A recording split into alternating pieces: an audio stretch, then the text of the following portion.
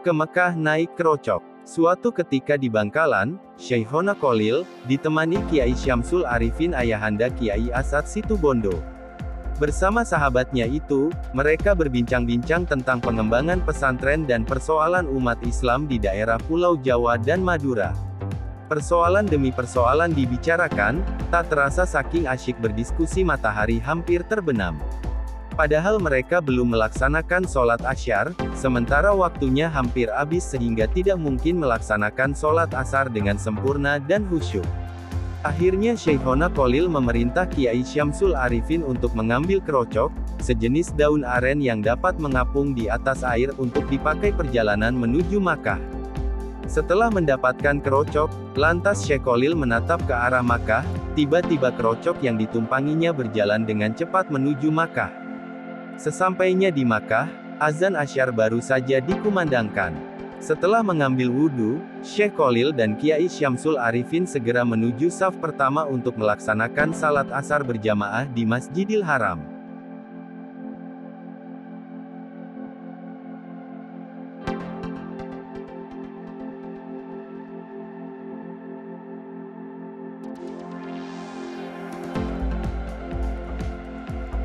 Mengobati anak pecandu gula, dikisahkan oleh Kiai Haji Abdullah Syamsul Arifin, Ketua PCNU Jember, terdapat seorang warga yang mempunyai anak dengan kelainan hobi mengonsumsi gula berlebih, bahkan setiap hari anak tersebut bisa menghabiskan sekian kilo gula pasir. Akhirnya ayah anak itu nyabis, atau sowan ke Syekh Kholil Bangkalan. Di hadapan Syekh Kholil ia mengeluh soal kebiasaan anaknya menyantap gula. Ia berharap agar sang Syekh berkenan menyembuhkan penyakit yang mendera anaknya.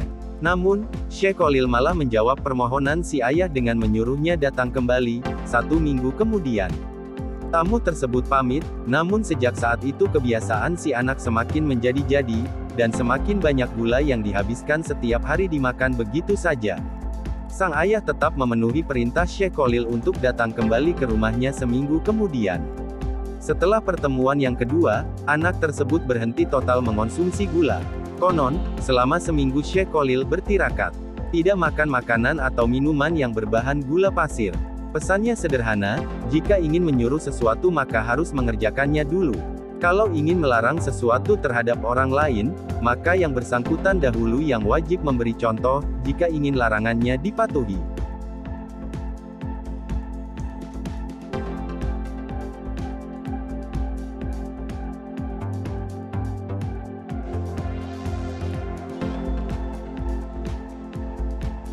Tertawa keras saat sholat. Sewaktu sholat jamaah yang dipimpin seorang kiai pesantren tempatnya mencari ilmu, ia tertawa cukup keras. Setelah selesai sholat sang kiai menegur Syekh Kholil muda atas sikapnya tersebut yang memang dilarang dalam Islam. Ternyata Syekh Kholil muda masih terus tertawa meskipun kiai sangat marah terhadapnya. Akhirnya ia menjawab hal yang menyebabkannya tertawa keras, bahwa ketika sholat berjamaah berlangsung, dia melihat sebuah berkat atau makanan yang dibawa pulang sehabis kenduri di atas kepala sang kiai. Mendengar jawaban tersebut sang kiai sadar dan malu atas sholat yang dipimpinnya.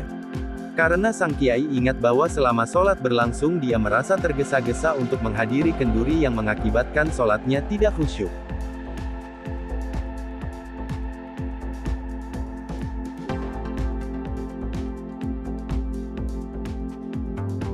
Ditangkap lalu dibebaskan oleh Belanda. Syekh Kholil pernah ditahan oleh penjajah Belanda, karena dituduh melindungi beberapa orang yang terlibat perlawanan terhadap kolonial di pondok pesantrennya. Ketika Belanda mengetahuinya, Syekh Kholil ditangkap dengan harapan para pejuang menyerahkan diri. Tetapi ditangkapnya Syekh Kholil, malah membuat pihak Belanda pusing dan kewalahan. Karena terjadi hal-hal yang tidak bisa mereka mengerti. Seperti tidak bisa dikuncinya pintu penjara, sehingga mereka harus berjaga penuh supaya para tahanan tidak melarikan diri. Di hari-hari selanjutnya, ribuan orang datang ingin menjenguk dan memberi makanan kepada Syekh Kholil, bahkan banyak yang meminta ikut ditahan bersamanya. Kejadian tersebut menjadikan pihak Belanda, dan sekutunya merelakan Syekh Kholil untuk dibebaskan.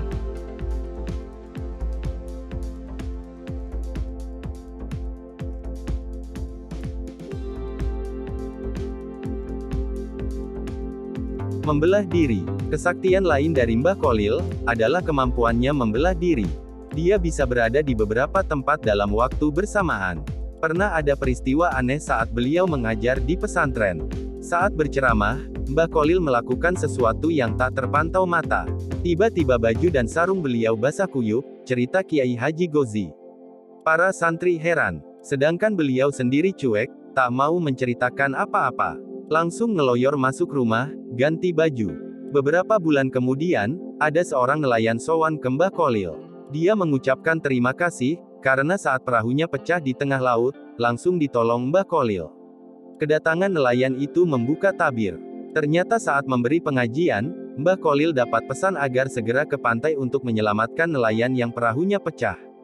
Dengan karomah yang dimiliki, dalam sekejap beliau bisa sampai laut dan membantu si nelayan itu, papar Kiai Gozi.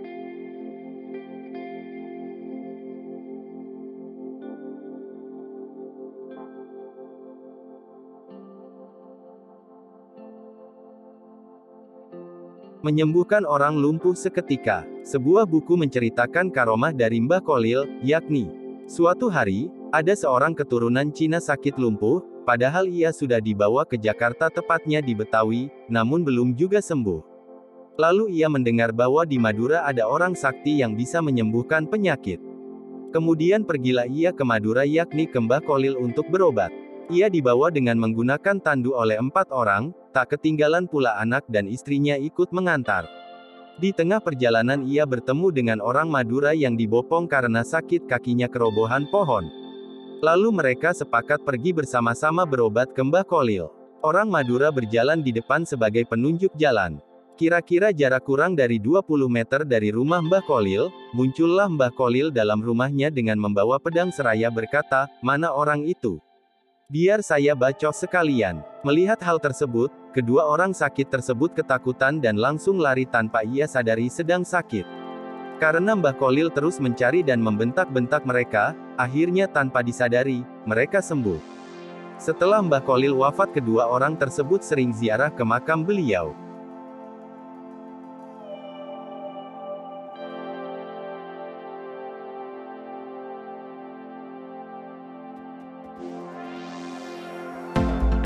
Kisah pencuri timun tidak bisa duduk. Pada suatu hari, petani timun di daerah Bangkalan sering mengeluh. Setiap timun yang siap dipanen selalu keduluan dicuri maling. Begitu peristiwa itu terus-menerus, akhirnya petani timun itu tidak sabar lagi. Setelah bermusyawarah, maka diputuskan untuk sowan ke Mbah Kholil. Sesampainya di rumah Mbah Kholil, sebagaimana biasanya kiai tersebut sedang mengajarkan kitab Nahwu. Kitab tersebut bernama Jurmiyah, suatu kitab tata bahasa Arab tingkat pemula. "Assalamualaikum Kiai," ucap salam para petani serentak. "Waalaikumsalam warahmatullahi wabarakatuh," jawab Mbah Kholil. Melihat banyaknya petani yang datang, Mbah Kholil bertanya, "Sampean ada keperluan ya?" "Benar Kiai. Akhir-akhir ini ladang timun kami selalu dicuri maling, kami mohon kepada Kiai penangkalnya," kata petani dengan nada memohon penuh harap. Ketika itu, kitab yang dikaji oleh Kiai kebetulan sampai pada kalimat, Zaidun, yang artinya, Zaid telah berdiri. Lalu serta-merta Mbah Kholil berbicara sambil menunjuk kepada huruf, Zaidun. Karena pengajian ini sampai, Zaidun, ya, Zaidun, ini saja pakai sebagai penangkal, seru Kiai dengan tegas dan mantap. "Sudah Pak Kiai," ujar para petani dengan nada ragu dan tanda tanya. "Ya sudah," jawab Mbah Kholil menandaskan. Mereka puas mendapatkan penangkal dari Mbah Kholil. Para petani pulang ke rumah mereka masing-masing dengan keyakinan kemujaraban penangkal dari Mbah Kholil. Keesokan harinya, seperti biasanya petani ladang timun pergi ke sawah masing-masing. Betapa terkejutnya mereka melihat pemandangan di hadapannya. Sejumlah pencuri timun berdiri terus-menerus tidak bisa duduk. Maka tak ayal lagi, semua maling timun yang selama ini merajalela diketahui dan dapat ditangkap. Akhirnya penduduk berdatangan ingin melihat maling yang tidak bisa duduk itu. Semua upaya telah dilakukan, namun hasilnya sia-sia. Semua maling tetap berdiri dengan muka pucat pasi karena ditonton orang yang semakin lama semakin banyak. Satu-satunya jalan agar para maling itu bisa duduk, maka diputuskan wakil petani untuk sowan ke Mbah Kholil lagi. Tiba di kediaman Mbah Kholil, utusan itu diberi obat penangkal. Begitu obat disentuhkan ke badan maling yang sial itu, akhirnya dapat duduk seperti sedia kala. Dan para pencuri itu pun menyesal, dan berjanji tidak akan mencuri lagi di ladang yang selama ini menjadi sasaran empuk pencurian. Maka sejak saat itu, petani timun di daerah Bangkalan menjadi aman dan makmur. Sebagai rasa terima kasih kepada Mbah Kholil, mereka menyerahkan hasil panenannya yaitu timun ke pondok pesantren berdokar-dokar. Sejak itu, berhari-hari para santri di pondok kebanjiran timun, dan hampir-hampir di seluruh pojok-pojok pondok pesantren dipenuhi dengan timun.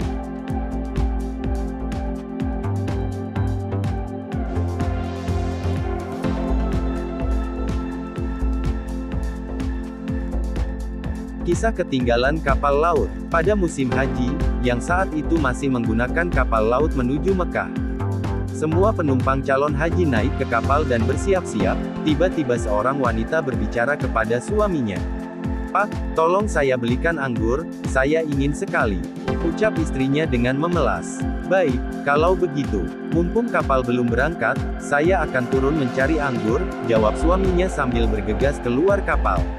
Suaminya mencari anggur di sekitar ajungan kapal, nampaknya tidak ditemui penjual buah anggur seorang pun. Akhirnya dicobanya masuk ke pasar untuk memenuhi keinginan istrinya tercinta. Dan meski agak lama, toh akhirnya anggur itu didapat juga. Betapa gembiranya sang suami mendapatkan buah anggur itu. Dengan agak bergegas, dia segera kembali ke kapal untuk menemui istrinya. Namun betapa terkejutnya setelah sampai ke ajungan, kapal yang akan ditumpangi semakin lama semakin menjauh. Sedih sekali melihat kenyataan ini. Ia duduk termenung tidak tahu apa yang mesti diperbuat. Di saat duduk memikirkan nasibnya, tiba-tiba ada seorang laki-laki datang menghampirinya. Dia memberikan nasihat, "Datanglah kamu kepada Mbah Kholil Bangkalan, utarakan apa musibah yang menimpa dirimu." Ucapnya dengan tenang. "Mbah Kholil," pikirnya, "siapa dia, kenapa harus ke sana, bisakah dia menolong ketinggalan saya dari kapal?" Begitu pertanyaan itu berputar-putar di benaknya. "Segeralah ke Mbah Kholil minta tolong padanya agar membantu kesulitan yang kamu alami, insya Allah," lanjut orang itu menutup pembicaraan. Tanpa pikir panjang lagi, berangkatlah sang suami yang malang itu ke Bangkalan.